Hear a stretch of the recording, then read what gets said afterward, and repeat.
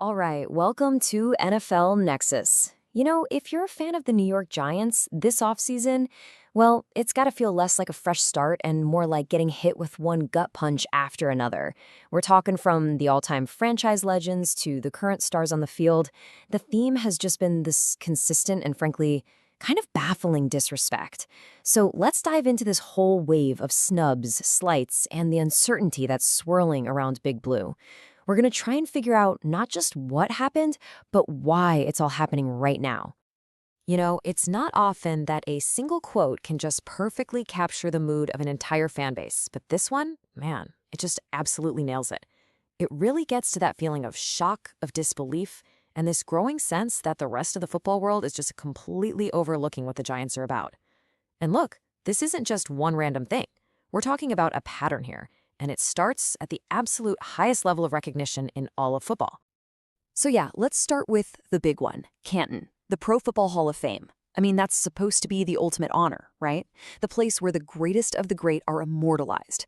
But for two guys who were absolutely central to the Giants' modern era, those doors to Canton stayed shut. And it's not just that they didn't get in, it's the way it all went down that has so many people just scratching their heads and really starting to question the entire process. I mean, the size of these snubs is just staggering. First, you've got Eli Manning. We're talking about the two-time Super Bowl MVP, the guy who stared down the Belichick-Brady dynasty, the greatest dynasty in sports history, and beat them not once but twice. And for the second year in a row, the voters said, nah, not yet. Look, I get the debate. The critics always point to his .500 regular season record, the interceptions, fine. But the Hall of Fame isn't the Hall of pretty stats, right? It's for players who defined eras, who showed up on the biggest stage imaginable and delivered, and you absolutely cannot deny that's what Eli did. Then, on the other side of the coin, you have Bill Belichick himself. Now, we all know him as the architect of the Patriots dynasty, but let's not forget, his genius was forged right there in New York as the Giants' defensive coordinator. This is an 8-time Super Bowl champion coach, and he gets passed over on his very first ballot. The only argument against him seems to be his struggles at the end without Tom Brady. But are we really going to let a tough final chapter erase 2 solid decades of pure, unprecedented dominance? It's just a double blow to the Giants' legacy, snubbing both the quarterback who brought them their last 2 championships and one of the brilliant minds who helped build a previous one. It's wild. By the way, if you're finding this breakdown as wild as I am, do me a quick favor and hit that subscribe button for NFL Nexus. It's seriously the best way to support the channel, and it means you won't miss any of our explainers as we go forward. So here's the really crucial point. This isn't just about whether you think Eli or Belichick deserve a gold jacket right this second. The whole debate around them getting snubbed has kind of pulled back the curtain on a selection process that a lot of people think is just fundamentally broken. It really makes you ask the question, is the problem with the candidates, or is the entire system itself just flawed?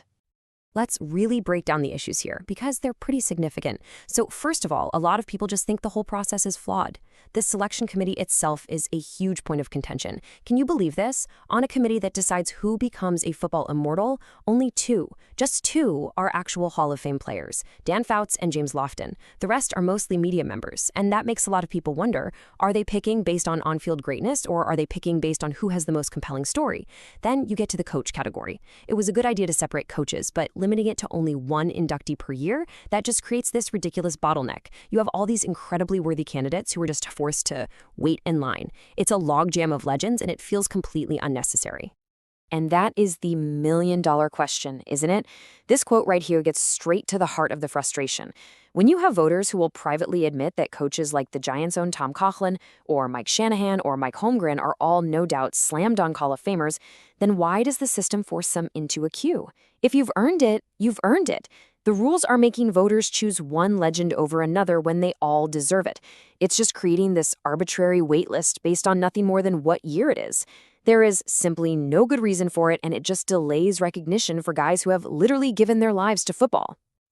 And this old pattern just keeps on going, because the disrespect isn't just for the heroes from back in the day. Oh no, it is happening right now to one of the current cornerstones of the franchise, left tackle Andrew Thomas. We're talking about a player who has worked his tail off and blossomed into one of the league's truly elite protectors. That's right. They created a brand new award specifically designed to honor the best offensive lineman in the game, and Andrew Thomas's name wasn't even on the list of nominees. When you talk about the best of the best at one of the most important positions in football, his name is always in that conversation. So for him to be left off the list entirely is, to put it mildly, a massive oversight. But hey, don't just take my word for it. Let's look at the numbers, because that's what makes this so baffling. First, let's talk grades. Pro Football Focus gave him a pass blocking grade of 87.2. Now, to put that into perspective for you, that ranked him as the 5th best pass blocking tackle in the entire league. We're not talking good. We're talking top-tier elite performance. That number puts him in the absolute upper echelon of his peers, the very guys this award is supposed to be for. And it's not just the fancy grades either. Look at his raw performance. 13. That is the total number of quarterback pressures Andrew Thomas allowed all season long. In today's NFL, where you have edge rushers who are basically athletic freaks, allowing only 13 pressures over hundreds and hundreds of snaps is absolutely phenomenal. It shows a level of consistency and just pure dominance that is incredibly rare. This chart right here just makes the absurdity of the whole thing undeniable. Just look at this. You can see Andrew Thomas right there with 13 pressures allowed. Now look at 2 of the actual nominees. Joe Thuney allowed 14, Garrett Bowles allowed 19. So he was objectively, statistically, better in this key area than players who were deemed more worthy of a nomination. The data just makes the whole thing even more confusing. Okay, so let's just put it all together. As you can see here, Thomas ranked 5th in the league with that 87.2 pass block grade. He allowed fewer pressures than several of the nominees, and he earned an overall PFF grade of 90.3, which was also 5th best in the entire NFL. The statistical case for him to be included isn't just strong, it is absolutely overwhelming. So it just begs the question, why? What happened here? The only logical explanation anybody can come up with is that he missed some time because of an injury. But should a player really be penalized for being historically dominant on a per-snap basis whenever he was on the field? Or is there something else going on? Maybe it's because the Giants weren't having a great season, or they just don't get the same national spotlight. Whatever the reason, it is a really tough pill to swallow when you see a player's elite performance get ignored because of stuff that's pretty much outside of his control. So, shifting gears a little bit, this feeling of being slighted isn't just coming from the outside world. This offseason has also brought a ton of internal uncertainty, especially on the offensive side of the ball. It's created this real sense of instability right at a time when the team desperately needs a clear direction forward. Let me just walk you through this coaching domino effect. So it starts with hiring a new head coach. The plan, as everyone reported, was to bring in a top offensive coordinator, Todd Monken, to run the offense. Seemed like a perfect fit. But then the dominoes started to fall the wrong way. Monken takes a different job, and all of a sudden the Giants are left scrambling. So the immediate consequence is they're left without their top choice for OC, but the risk is even bigger. What if other key coaches the new head coach was counting on now decide to go somewhere else? What was a clear plan for the offense suddenly turned into a total scramble. And that coaching uncertainty is then compounded by a major question mark at a key skill position. We got to talk about wide receiver Wan'Dale Robinson. After a fantastic breakout season, he is now set to become a free agent.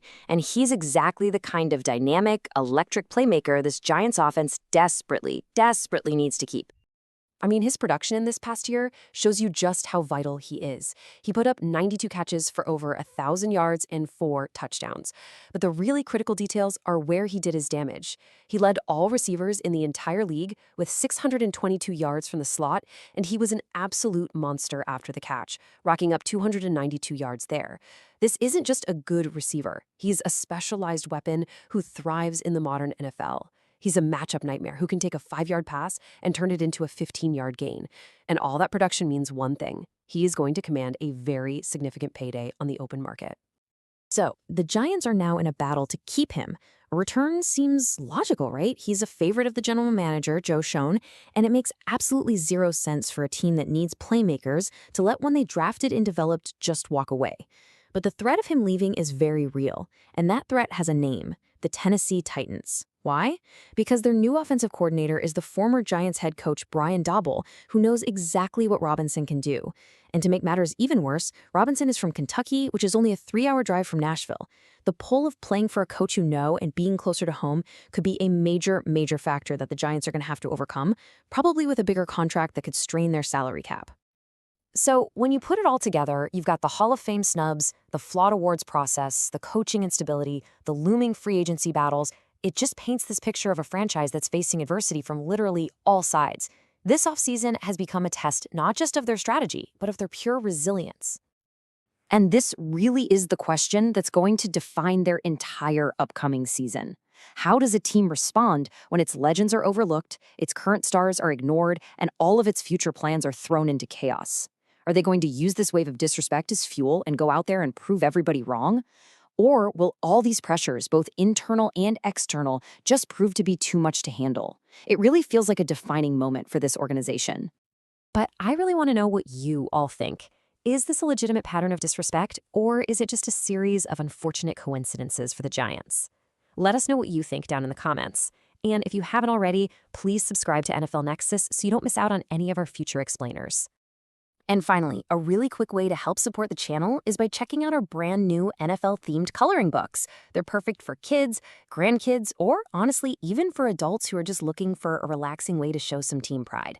You can find them by using the link that's right there in the description below, or you can just scan the QR code that's on your screen right now.